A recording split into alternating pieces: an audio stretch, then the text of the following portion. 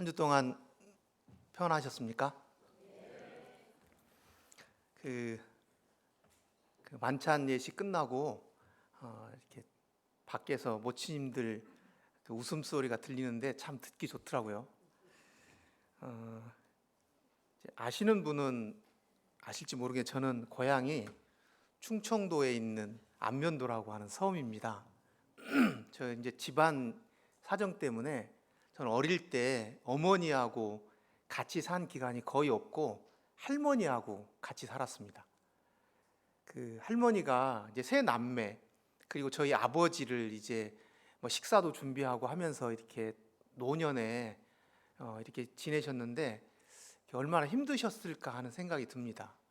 그러니까 우리 할머니가 이제 힘든 일이 있을 때마다 어떤 걸 했냐면 그 마당에 장독대에 물을 떠놓고 그 누군가에게 기도를 드렸습니다. 그게 누군지는 잘 모르겠습니다.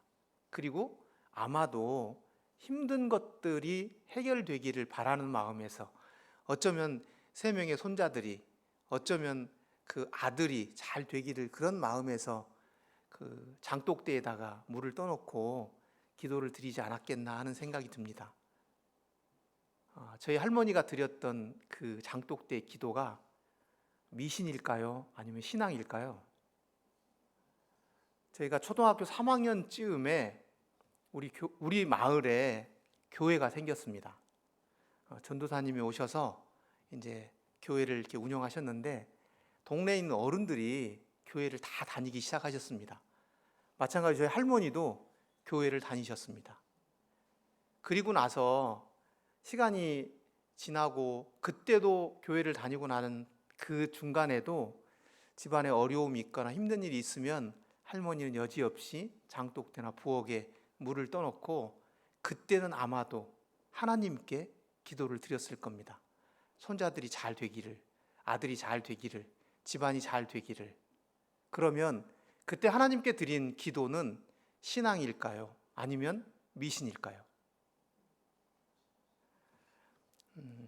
이재철 목사님이라고 하는 분이 미신과 신앙에 대해서 설명을 한 걸 들었습니다. 미신은 자기가 가지고 있는 돈, 열정, 능력 이런 것들을 자기가 믿는다고 또는 섬기는 신에게 그것을 바치고 신이 자기가 원하는 것을 해주기를 바라는 것을 미신이라고 한다고 합니다. 예를 들어 볼게요. 우리가 교회를 다닙니다. 하나님께 이렇게 기도합니다. 하나님, 제가 하나님께 많은 것을 드렸습니다. 저희 재산도 드리고 열정도 드리고 젊음도 드렸습니다. 그러니까 하나님 제가 원하는 걸 해주십시오. 그리고 자기는 변하지 않고 그대로 있습니다. 이것을 미신이라고 합니다.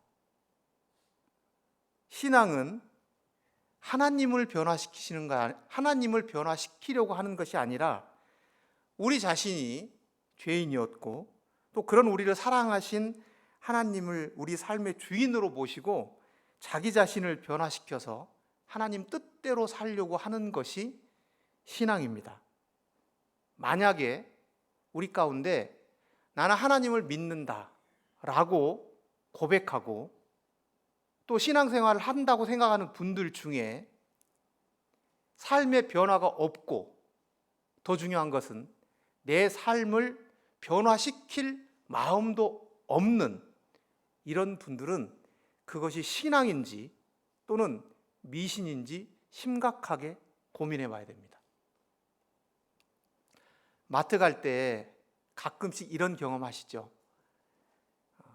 무엇을 사러 마트에 갔습니다. 다 사가지고 집에 왔습니다. 보니까 뭐 하나 빠졌습니다. 또 가야 되네. 그래서 이제 리스트를 쓰죠. 간장, 뭐 된장, 뭐 시금치 이렇게 써가지고 갑니다. 그래서 그 리스트대로 다 사오죠. 만약에 하나님 앞에 기도를 주님 감사합니다. 주님 제가 아뢰올 말씀은 첫째, 이것도 해주시고요. 둘째, 이것도 해주시고요. 셋째, 이것도 해주십시오. 우리 기도가 혹시 이렇진 않습니까? 물론 제가 지금 드리는 말씀은 우리가 하나님께 무언가를 간구하는 것이 잘못됐다고 드리는 말씀이 아닙니다. 우리 교회에 많은 모친님들과 부친님이 계십니다. 이거 참 축복된 일이라고 생각이 듭니다. 우리가 그분들의 건강을 위해서 기도하는 것 정말 필요합니다. 우리 형제자매님들 가운데 여러 가지 이유로 경제적인 어려움을 겪고 있는 분들이 있습니다. 그분들이 우리 경제적인 어려움을 주님께서 해소해 주시기를, 해결해 주시기를 기도하는 것 필요합니다. 우리가 직장 생활에서 또는 교회 생활에서 관계 어려움을 겪고 있는 분들이 계실 겁니다. 그래서 그 마음에 대해서 하나님께 토로하고 그분과의 관계가 회복되기를 기도하는 것도 필요합니다. 가끔씩 주변을 걷다 보면 정말 어렵게 살고 있는 형편이 딱한 우리 주변의 사람들 때문에 그분들을 위해서 기도하는 것 좋고 선한 것입니다. 하지만 우리의 기도가 어떠냐 하는 것은 우리 삶이 무엇을 바라보고 있느냐, 우리 삶이 무엇을 목표로 하고 있느냐, 우리의 삶의 지향점이 어디냐 하고 있는 것을 나타내 줍니다.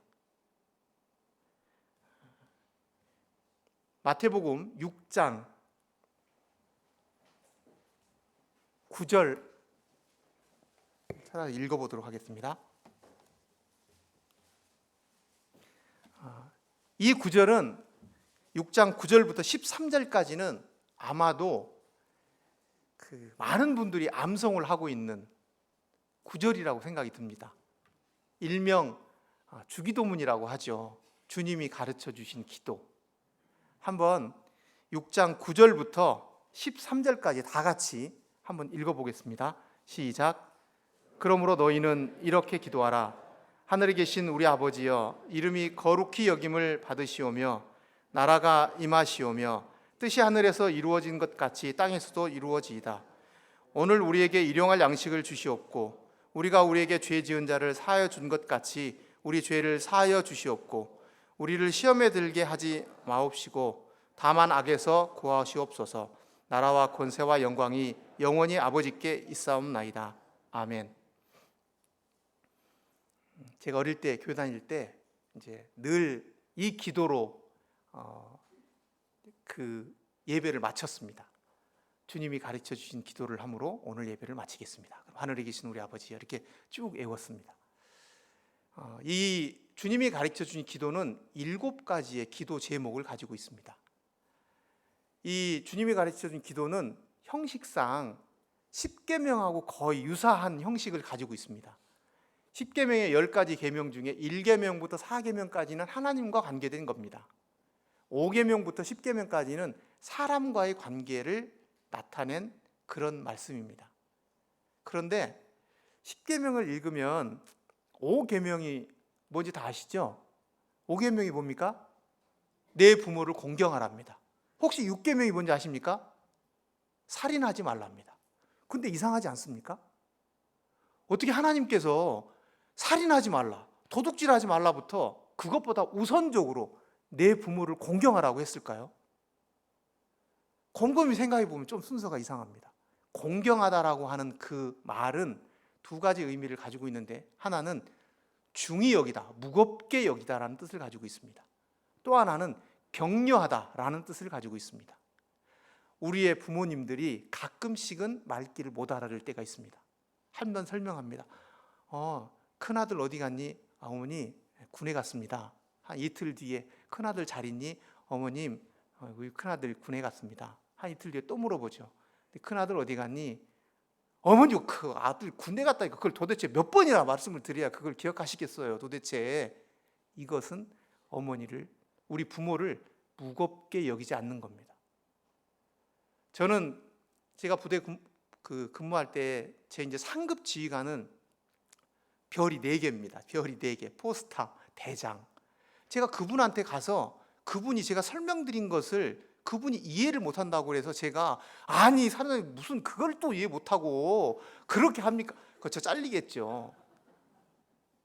저는 그분 앞에서 절대 그렇게 안 합니다. 왜냐하면 제가 그분의 계급을 무겁게 여기기 때문입니다. 저희 부모들이 우리의 생각과 다를지라도 우리 부모님들을 무겁게 여기시길 바랍니다. 10계명 중에 사람에 관련된 계명 중에 뒤에 이유를 단 그렇게 하면 어떻게 하겠다라고 하는 계명은 5계명밖에 없습니다. 내 부모를 공경하라. 그리하면 이렇게 된 계명은 하나밖에 없습니다. 그만큼 중요한 계명입니다. 제가 오늘 이 말씀을 드리려고 한 건 아닌데, 이 주님이 가르쳐 주신 기도도 첫 번째부터 세 번째 기도 제목은 하나님과 관련된 제목입니다. 주님이 제자들이 자기의 스승인 예수님한테 기도를 가르쳐 달라고 합니다. 누가복음 11장에 보면 우리의 요한도 기도를 가르쳐 주는데 우리한테도 기도를 가르쳐 주십시오 라고 했을 때 마태복음 6장에 나오는 이 기도문이 예수님께서 가르쳐 주신 기도문입니다. 너희는 이렇게 기도하라. 하늘에 계신 우리 아버지여. 우리는 이것을 너무 당연스럽게 이렇게 이야기하지만 그 당시에 예수님이 제사장들에게 사형 선고를 받은 이유가 뭔지 아시죠? 신성모독입니다. 하나님을 아버지라고 했다는 것 때문에 예수님이 신성모독죄로 사형에 당하는 겁니다. 그런데 제자들에게 하나님을, 천지를 창조하신 하나님을 향해서 아버지라고 이렇게 부르고 그분에게 기도하라고 가르쳐 줍니다.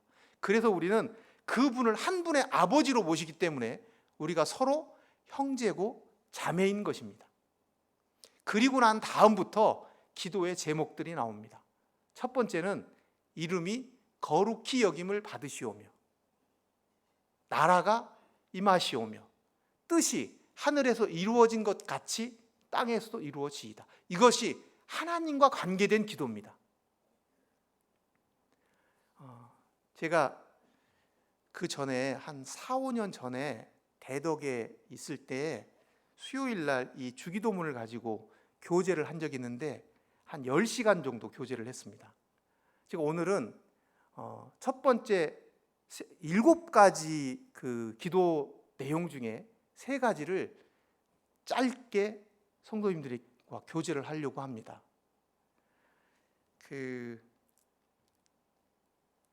마틴 루터 아시죠? 종교개혁을 했던 마틴 루터. 마틴 루터는 이 주기도문을 뭐라고 했냐면 역사상 가장 끔찍한 순교자라고 했습니다. 사실은 형제 자매님들은 주기도문에 대해서 이 주님이 가르치신 기도에 대해서 한두 번쯤은 설교를 들으셨을 것이고 또 개인적으로 묵상해 보셨고 이것이 어떤 의미인지 아실 거라고 생각이 듭니다. 그런데 많은 사람들은 아무런 이것이 어떤 것인지 모르고 그냥 암송해서 기도할 때 쓰는 그런 기도문으로 생각을 합니다. 저도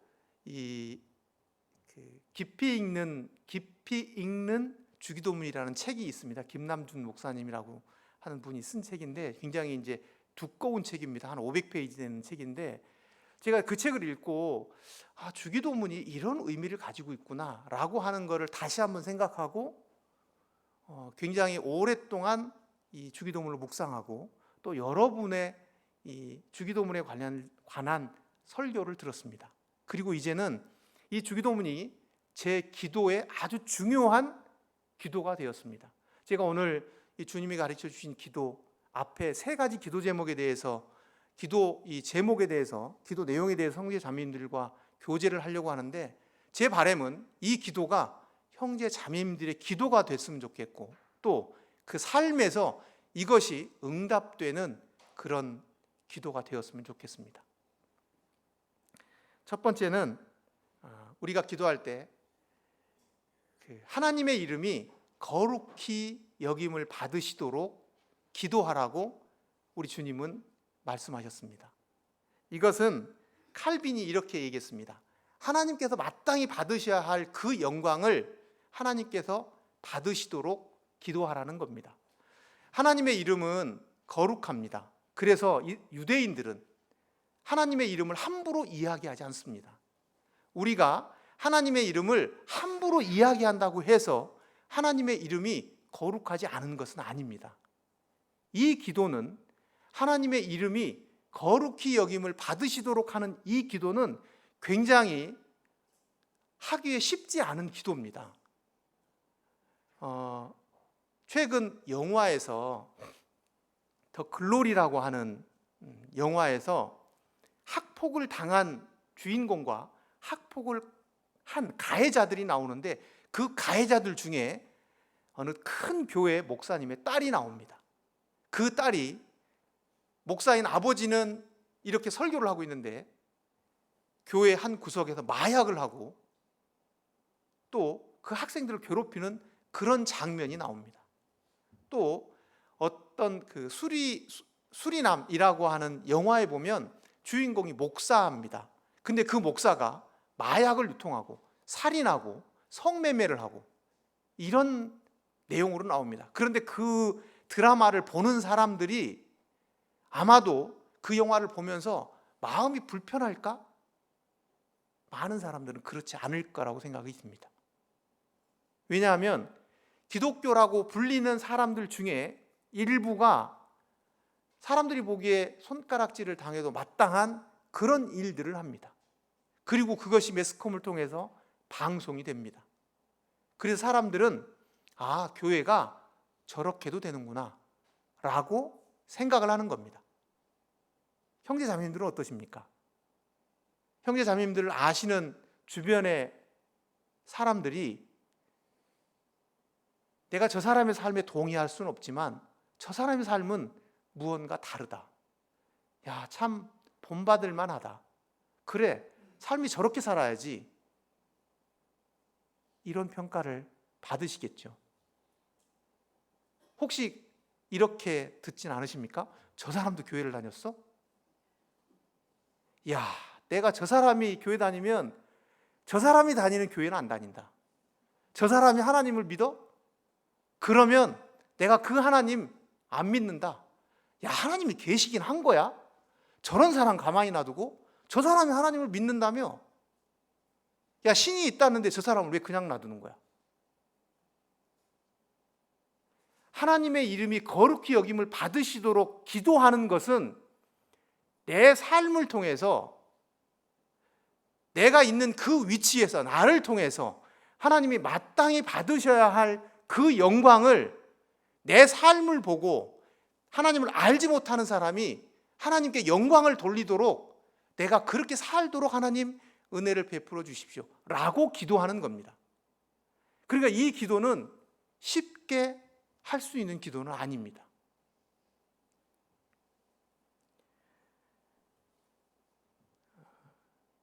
어느 불교를 믿는 판사가 출근을 하는데 사무실에 들어오면서 얼굴이 굉장히 기쁜 모습으로 들어오더랍니다.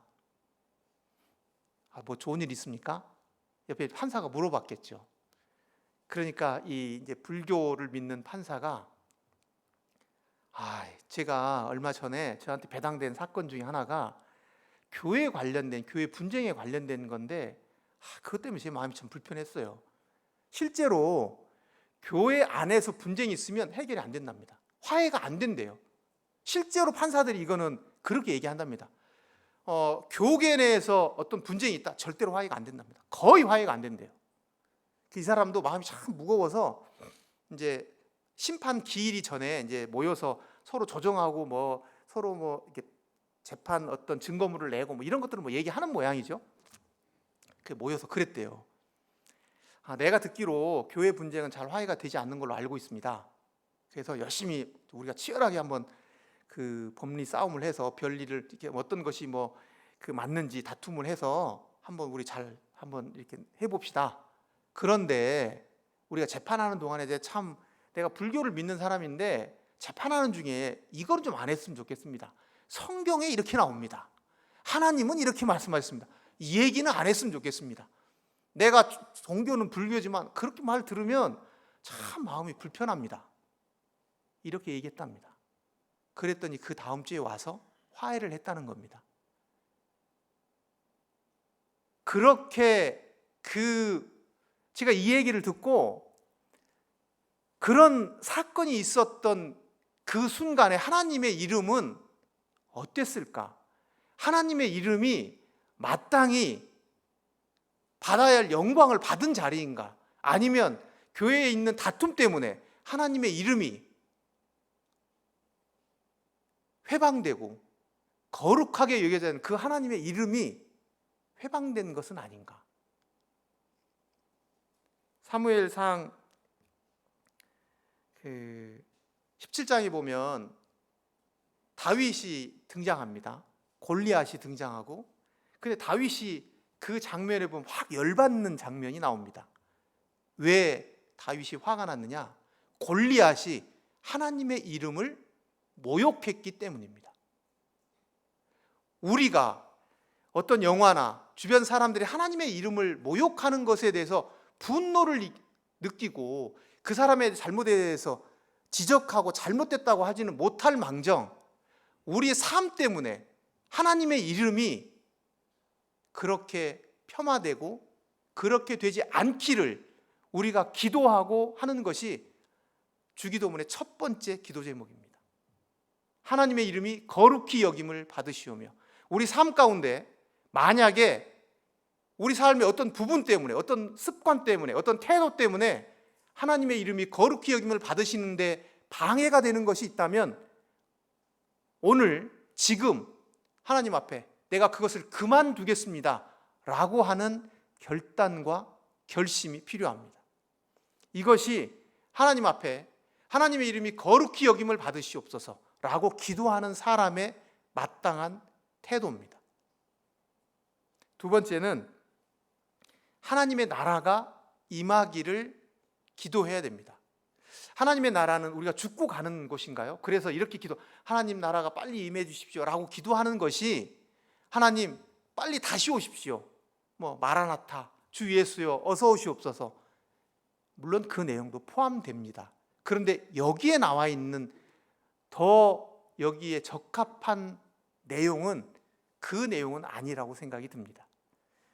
누가복음 17장 20절, 21절을 한번 찾아보겠습니다.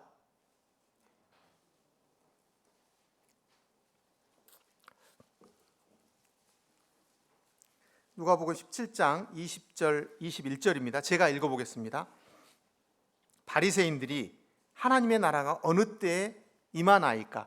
예수님이 이렇게 있고 주변에 바리새인들이 쭉 모였습니다. 그리고 나서 여러 가지 얘기를 하다가 예수님한테 물어봅니다.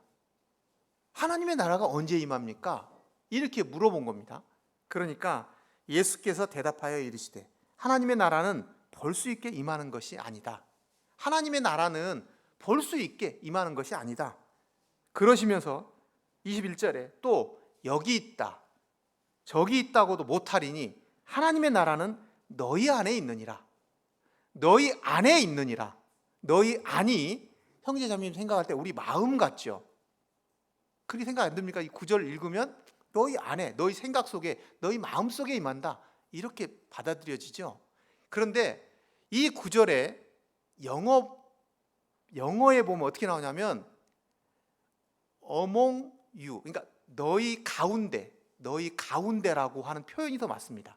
with you, 너희와 함께 있느니라, 이렇게 표현하는 게 맞습니다. 그래서 이거를 잘 한번 생각해 보면 바리새인들이 쭉 이렇게 있고 가운데 예수님이 계십니다. 그러시면서 예수님이 뭐라고 하냐면 너희 가운데 있다, 너희와 함께 있다, 이렇게 표현한 겁니다. 그래서 이거를 문맥 그대로를 해석하면 천국은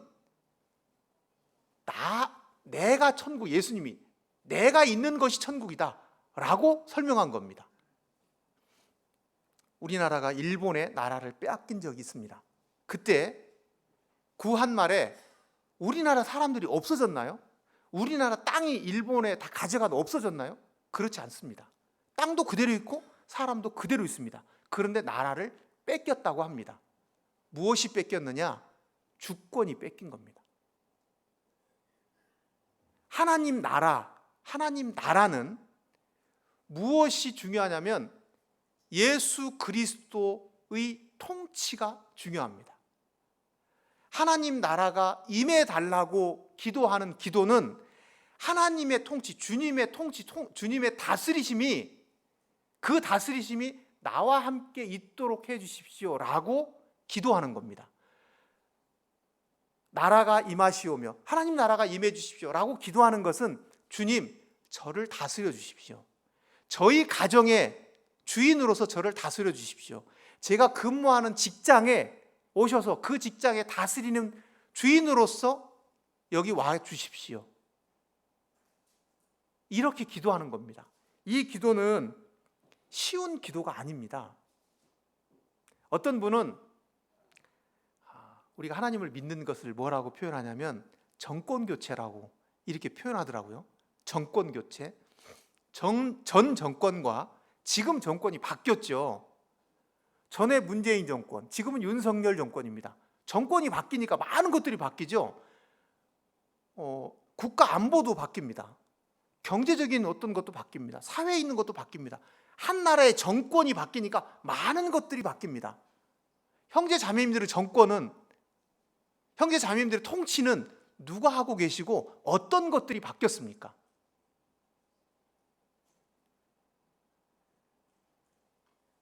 제가 이제 하나님을 믿고 난 다음에 예배를 드릴 때 우리가 막 찬송하잖아요. 찬송. 그때 제가 잘 안 부르던 찬송이 있습니다.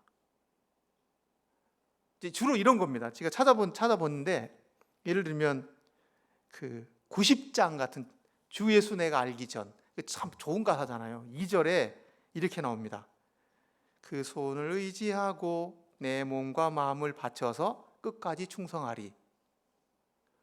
저 이거 이 찬송 그 다음에 더 뭐한 거는 이런 찬송이에요. 323장 부름받아 나선 이 몸. 어느 누가 막으리까? 죽음인들 막으리까? 종의 몸에 지닌 것도 아낌없이 드리리다. 저는 이렇게 찬송하면 뭐라고 해야 되냐, 그렇게 될 것 같더라고요. 예를 들면 주님 이 기도가 주님 하나님의 나라가 임해 주십시오라고 하는 기도가 그런 거잖아요. 뒤에도 이제 나와요. 뜻이 하늘에서 이룬 것 같이 땅에서도 이루어 주십시오. 하나님의 뜻을 이루어 달라고 기도하면 그 기도가 정말로 되면 내가 그렇게 되면 어떡하지? 하는 그런 생각이 들더라고요. 하나님이 야 너 저기 미얀마로 가라. 그렇게 기도했는데 하나님이 가라고 하시는 거예요. 그렇게 될까 봐 되게 겁나더라고요. 형제자매들은 안 그러신가요? 이 기도가 하나님 나라가 임해 주십시오라고 하는 기도가 하나님이 저를 다 다스려 주십시오 라고 하는 기도거든요. 저를 통치해 주십시오. 하나님 나라를 경험하고 계신가요? 경험하지 않으신다면 하나님이 통치하고 않으시는 겁니다. 어떤 부분에서, 그게 경제적인 부분일 수도 있고요, 다른 부분일 수도 있습니다. 세 번째 기도는 하나님의 뜻이 이 땅에서도 이루어지기를 기도하는 기도입니다. 친구가 그럽니다. 야, 나 운전면허 시험 봐야 되는데 야, 잘 될 거야. 잘 되길 바래. 잘 되지 않겠냐? 잘 될 거야. 내 그러길 바랄게. 이렇게 얘기할 때 내가 큰 책임을 느끼나요? 그냥 잘 되기를 바라는 거예요. 그냥 잘 되기를 바라는 거예요. 근데 이 기도, 뜻이 하늘에서 이루어진 것 같이 땅에서도 이루어지이다. 하나님 뜻 잘 이루어지세요. 이렇게 기도하는 기도가 아닙니다. 이 기도는 하나님은 하나님의 뜻을 이루실 때 구원받은 하나님의 자녀를 통해서 이루십니다. 그러니까 우리가 기도할 때 하나님의 뜻이 이 땅에서 이루어지길 바랍니다 라고 기도하는 이 기도는 하나님이 원하시면 저를 사용하셔서 하나님의 뜻을 이루십시오 라고 기도하는 겁니다. 이게 쉬운 기도가 아니죠. 이렇게 기도하는 사람은 하나님께서 어떤 것을 말씀하시면 순종하고자 하는 그런 결심과 결단이 있을 때 하나님께 드릴 수 있는 기도입니다. 우리가 이렇게 하나님의 뜻이 하늘에서 이루어진 같이 땅에서 이루어지이다 라고 기도하는 사람은 그 기도에 책임을 지겠다는 거거든요. 하나님의 뜻이 무엇이냐? 성경에는 되게 많이 나옵니다. 하나님이 기뻐하시는 것, 하나님이 계획하시는 것, 하나님이 인도하시는 것, 이렇게 성경이 많이 나오는데 그냥 하나님의 뜻이라고 나온 많은 성경 구절 가운데 몇 가지만 요한복음 6장 39절에 보면 이렇게 나옵니다. 나를 보내신 이의 뜻은 내게 주신 자 중에서 내가 하나도 잃어버리지 아니하고 마지막 날에 다시 살리는 이것이니라. 그러니까 모든 사람들에게 하나님의 복음이 전해져서 그들이 구원받는 것이 하나님의 뜻입니다. 요한복음 6장 40절 아버지의 뜻은 아들을 보고 믿는 자마다 영생을 얻는 이것이니 마지막 날에 내가 이를 다시 살리리라 하시니라. 그러니까 이 구절에서 하나님의 뜻은 사람들이 죄와 사망에서 구원받는 것입니다. 하나님의 자녀가 되는 것입니다. 데살로니가전서 4장 3절에는 하나님의 뜻은 이것이니 너희의 거룩함이라 곧 음란을 버리고, 하나님의 뜻은 하나님을 믿는 자녀들이 거룩하게 하나님의 자녀답게 사는 겁니다. 그래서 하나님의 이름이 거룩히 여김을 받으시도록 그렇게 사는 것이 하나님의 뜻입니다. 어떤 사람은 기도를 튜닝이라고 하더라고요. 튜닝이 뭔지 모르시는 분인데, 기타를 처음에 칠 때 띵 하면 이게 이제 기준음하고 안 맞으면 코드를 잡아도 소리가 이상하게 나거든요. 그래서 어떤 기계나 요즘에는 기계들이 나와서 이제 띵 하면 얘가 이제 높다 낮다 이렇게 알려줘요. 그러면 이제 더 쪼이기도 하고 더 풀기도 하고 이러는 것을 튜닝이라고 합니다. 피아노를 오래 안 쓰거나 이사를 하거나 하면 이제 튜닝을 하거든요. 그 기준음에 딱 맞추는 겁니다. 기도가 튜닝이라고 하더라고요. 우리 삶을 어디에 맞출 것인가. 어떤 사람은 경제적인 것이 기준음인 사람도 있습니다. 그러면 그 사람은 모든 것을 다 이익이 되느냐 손해냐 이것을 가지고 판단을 합니다.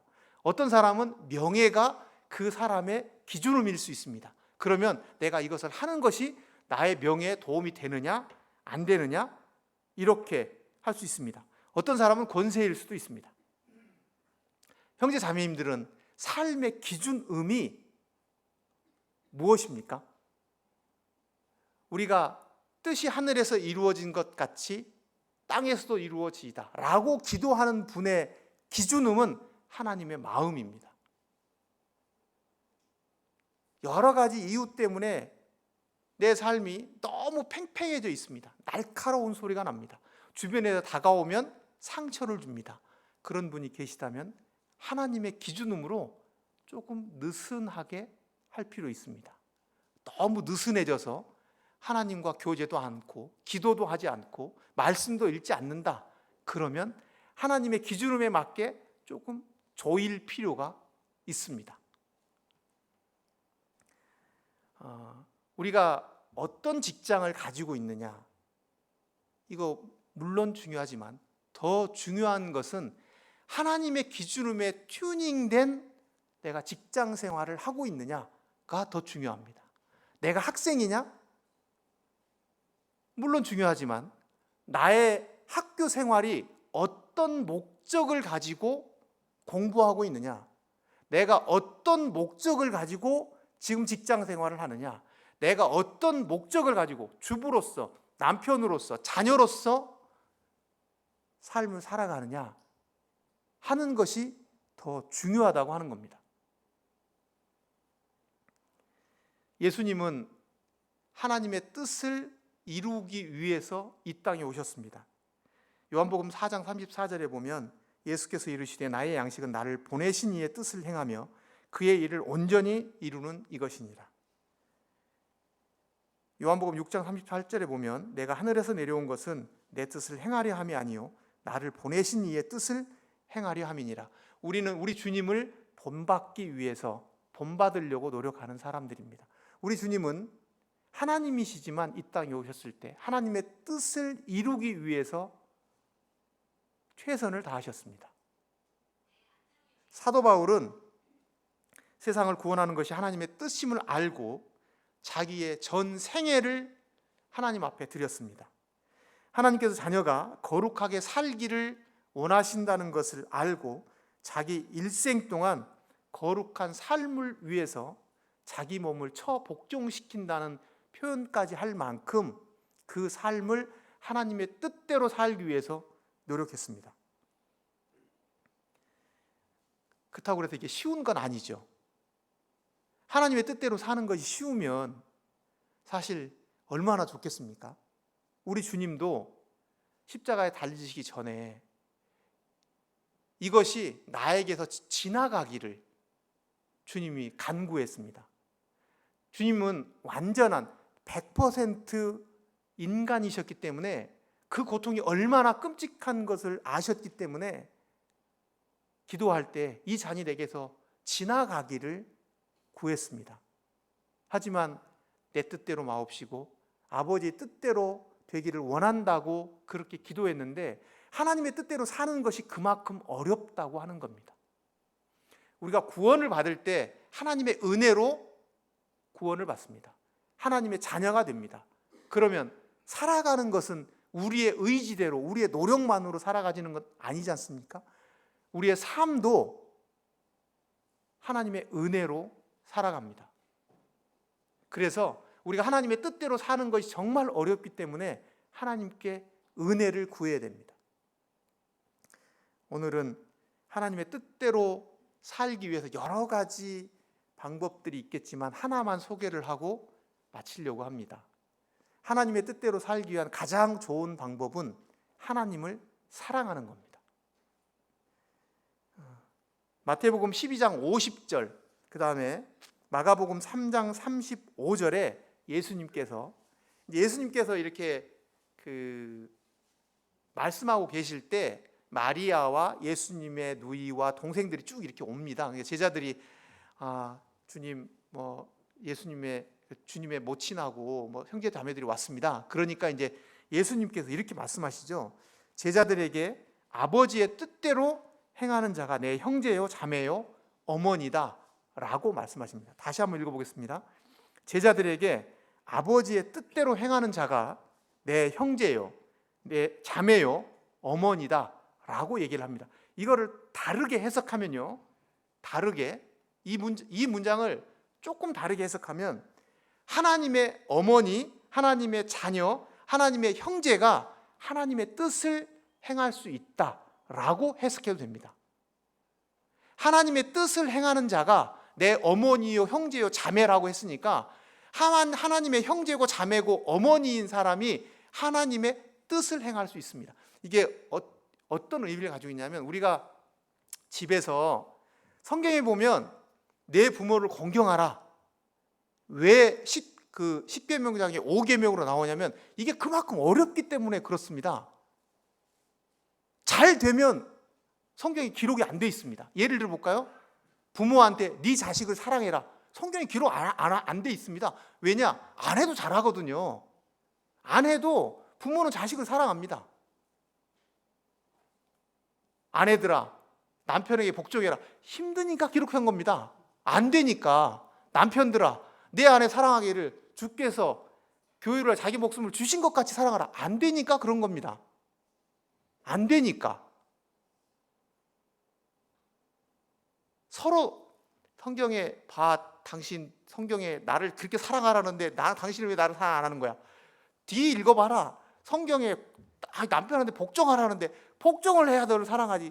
이렇게 하는 건 정말 잘못된, 자매님들은 그 구절만 보는 겁니다. 아내들아 네 남편에게 복종하라. 이 구절만 보는 겁니다. 그 윗 구절은 보지 마시고, 형제님들은 밑에 구절 보지 마시고 위에 구절만 보시는 겁니다. 사랑하라. 네 목숨을 주는 것 같이 그렇게 사랑하라. 이 구절만 보는 겁니다.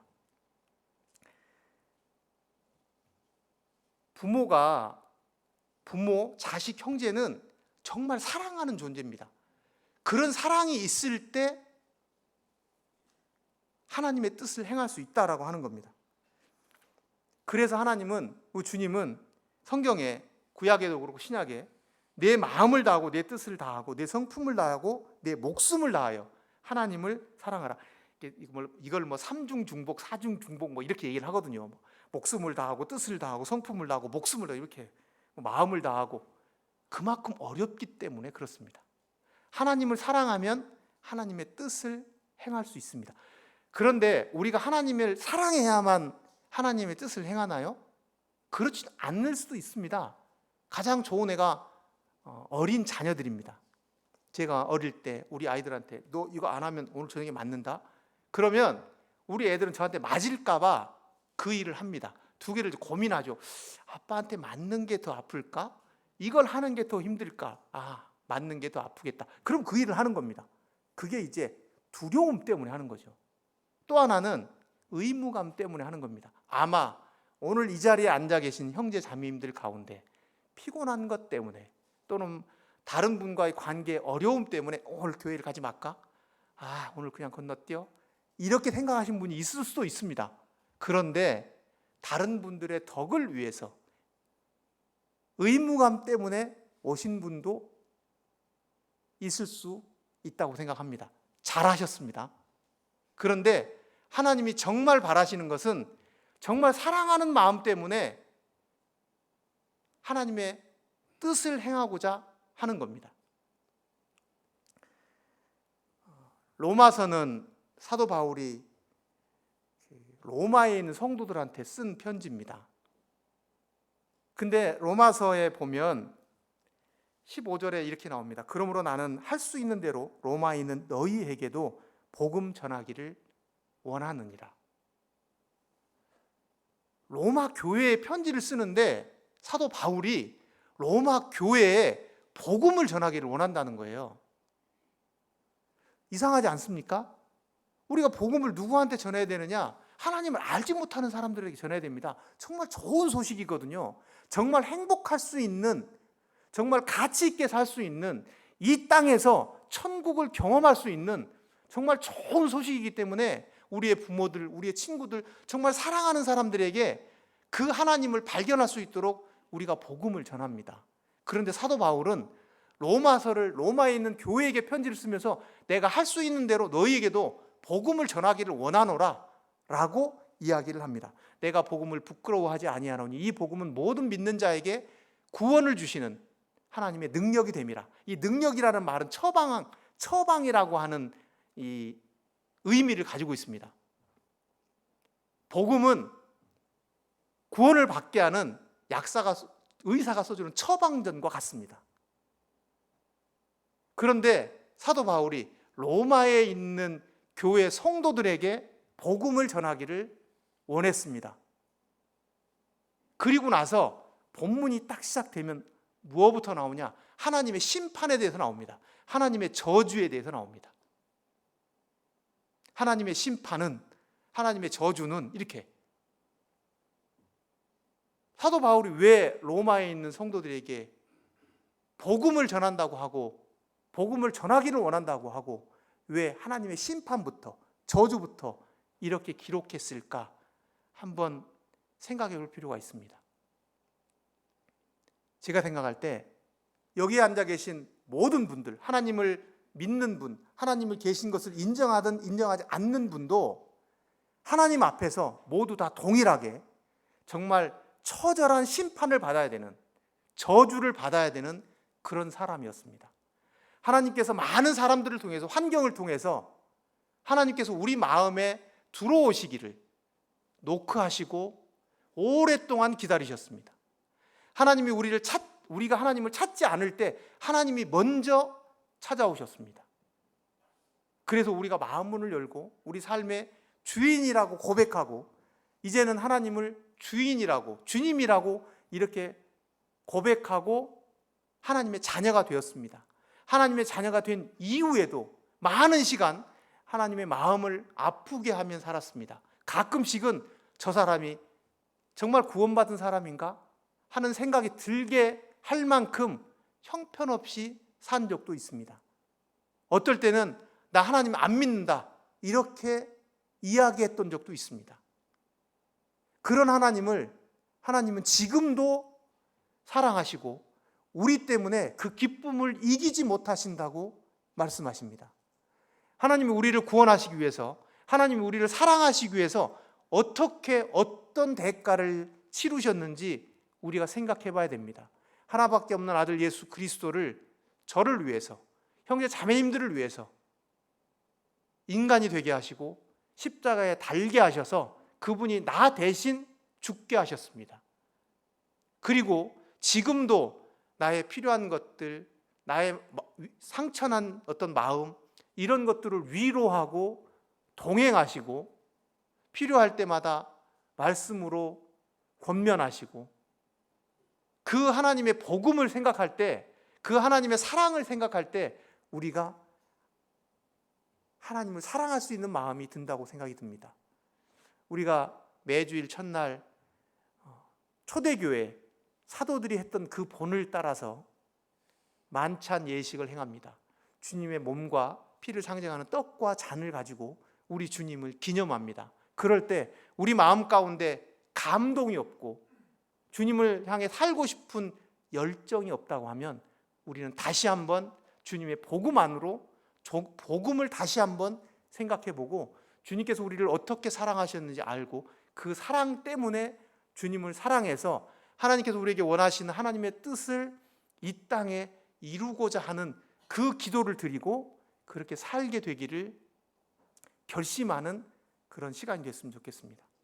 주님께서 하나님의 이름이 거룩히 여김을 받으시도록 기도하라고 하셨습니다. 우리 삶을 통해서 하나님께서 마땅히 받으셔야 할 그 영광을 우리 삶을 통해서, 우리 가정을 통해서 받으시길 바라고, 하나님의 나라가, 하나님의 통치가 내 삶에, 내 직장에, 내 가정에, 우리 학교에 하나님의 통치하심이 함께 하시기를, 하나님의 뜻이 모든 사람이 구원을 받고 하나님의 자녀가 거룩하게 사는 그것이 내 삶 가운데 이루어지기를, 나를 하나님께서 쓰시고 하나님의 뜻이 나를 통해서 이루어지기를 기도하고 그 기도가 우리 삶에서 응답받고 또 그것이 되어져 가는 그런 과정을 보시는 형제 자매님들이 되셨으면 좋겠습니다. 기도하고 마치겠습니다.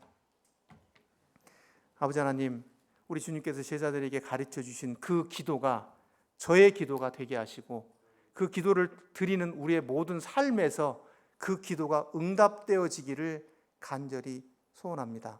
우리의 삶 가운데서 하나님의 이름이 거룩히 여김을 받으시고 우리 삶의 진정한 주인이 되어주시고 하나님께서 원하시는 그 뜻이 우리 삶에서 이루어지기를 간절히 기도합니다. 이 모든 것을 예수님의 이름으로 기도를 드립니다.